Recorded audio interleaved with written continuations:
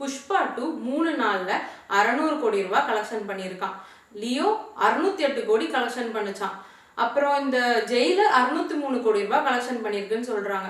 உண்மையாவே இந்த படம்லாம் இவ்வளோ கலெக்ஷன் பண்ணுச்சா இல்ல இந்த படத்துல ஒரு புஷிங் ஃபேக்டருக்காக இந்த நம்பர்ஸை நம்ம கிட்ட சொன்னாங்களா? மக்கள்லாம் இப்போ படத்துல இருக்க ஆர்ட் அண்ட் கிராஃப்ட் பத்தி பேசாம கலெக்ஷன் நம்பர்ஸை தான் பெருசா பேச ஆரம்பிச்சிட்டாங்க. இதை பத்தின வீடியோ தான் இன்னைக்கு நம்ம பார்க்க போறோம். மெட்ராஸ் ஃபிலிம் சிட்டி வியூவர்ஸ் அனைவருக்கும் வணக்கம். நான் அக்ஷயா ராமசாமி. முன்னெல்லாம் ஒரு படம் ரிலீஸ் ஆச்சுன்னா அந்த படத்துல நடிச்சிருக்க ஹீரோஸோட ஃபேன்ஸ் என் தலைவன் எவ்வளோ சூப்பராக படம் பண்ணியிருக்காரு பத்தியா, பாட்டுலாம் எப்படி பிளேஸ் பண்ணியிருக்காங்க, கதைக்களம் எப்படி இருக்கு, இப்படிலாம் பேசிட்டு இருந்தாங்க. ஆனால் இப்போலாம் ஒரு படம் ரிலீஸ் ஆச்சுன்னா அந்த படத்தில் நடித்த ஹீரோவோட ஃபேன்ஸ் என் தலைவன் படம் இந்த வாரம் எவ்வளோ கலெக்ஷன் ஆயிருக்கு பத்தியா, ஹீரோ போன வாரம் ரிலீஸ் ஆன படத்தில் எவ்வளோ கலெக்ஷன் பண்ணாருன்னு தான் பேசுகிறாங்களே தவிர்த்துட்டு அந்த படத்தோட உண்மையான ஆர்ட் அண்ட் கிராஃப்ட் பற்றி பேசுறதுலாம் ரொம்ப கம்மியாயிடுச்சு. இதை தான் ப்ரொடக்ஷன் ஹவுசஸும் யூஸ் பண்ணிக்கிறாங்க. ஜெயிலர் ஒரு சாதனை படித்தது, அதை முறியடிக்கணும்னு முயற்சி அடிக்கட்டும், தப்பு ஒன்றும் இல்லை. தமிழ் படங்களுக்கு தமிழ் படம் ஒரு நாகரிகமான போட்டி, அது தப்பு கிடையாது. அது அவங்க போட்டியாக நினைக்கிறாங்களோ இல்லையோ, ரசிகர்கள் நினைக்கிறாங்க. అల్టిమేట్ ఉంది, సూపర్ బీజిఎం అదిరిపోయింది. అల్లు అర్జున్ గారి డాన్స్ ఒక్కటే మాట బాహుబలిని క్రాస్ చేస్తుంది బ్రో.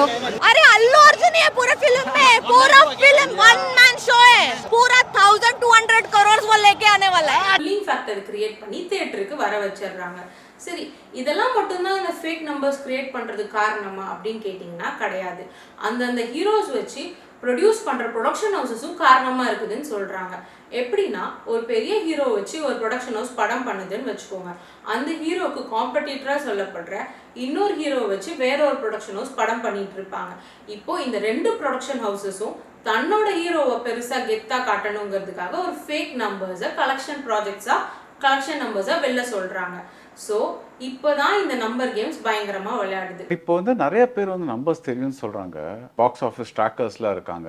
அதே சமயம் வந்து டிஸ்ட்ரிபியூட்டர்ஸ் என்ன சொல்கிறாங்கன்னா, ப்ரொடியூசர் ஒருத்தருக்கு தான் நம்பர்ஸ் என்னன்னு தெரியும் அப்படின்னு சொல்கிறாங்க. இதில் எது உண்மை? ப்ளஸ் எக்ஸ்ட்ரா ப்ரொடியூசருக்கு தான் தெரியும் நம்பர்ஸ், டிஸ்ட்ரிபியூட்டர்ஸுக்கு தெரியும். டிஸ்ட்ரிபியூட்டர் பண்ணுறவங்களுக்கு வந்து ஒரு ஏரியா தெரியும். இப்போ வந்து நாங்கள் வந்து டிஸ்ட்ரிபியூஷன் தானே கொடுக்குறோம். ஸோ இந்த ஒரு ப்ரைஸ்ன்னு சொல்லிட்டு ஒரு அட்வான்ஸ் தானே it is. Then if it crosses you will get overflow. If it doesn't cross we'll have to give. So அது படம் தான் நிர்ணயிக்கும். ரஜினி விஜய் அவங்களே வந்து 700 கோடி 800 கோடி தொடுறதுக்கு அதாவது முடியல, அதான் சூழ்நிலை. அப்படி இருக்கும்போது சூர்யா வந்து அவங்களோட ரொம்ப அதாவது மார்க்கெட்டில் பின்னாடி இருக்கிற ஒரு ஆர்டிஸ்ட், அவருக்கு 2000 கோடி இந்த படம் கங்குவா படம் அடிக்கும் அப்படிங்கிறது வந்து 100% வந்து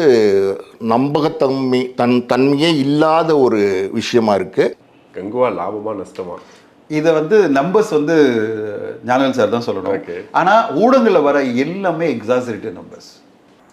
சரி, இப்போ நீங்கள் என்ன கேட்கலாம், இந்த மாதிரி ஃபேக் நம்பர்ஸ் சொன்னால் ப்ரொடக்ஷன் ஹவுசஸ்க்கு தானே பிரச்சனை, ஐடி இஷ்யூஸ் வரும் அப்படின்னு.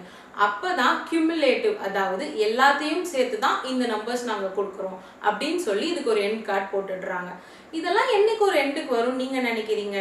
இப்போ எப்போ ஃபேன்ஸ் படத்தில் இருக்க உண்மையான ஆர்ட் அண்ட் கிராஃப்ட், படத்தில் என்னெல்லாம் பண்ணியிருக்காங்கன்ற விஷயங்கள்லாம் பார்த்துட்டு மற்ற விஷயங்கள்லாம் ஒதுக்கிட்டு, அதாவது இந்த ஃபேக் கலெக்ஷன் நம்பர்ஸ் எல்லாம் பாதர் பண்ணாமல் விடுறாங்களோ அன்னைக்கு தான் இது எல்லாமே ஒரு முடிவுக்கு வரும். இந்த வீடியோ உங்கள் எல்லாருக்கும் ரொம்ப என்கேஜிங்காக இருந்துச்சுன்னு நினைக்கிறேன். இதை விட இன்னொரு இன்ட்ரெஸ்டிங்கான வீடியோவோட சீக்கிரம் உங்களை நான் சந்திக்கிறேன். அது வரைக்கும் வணக்கம்.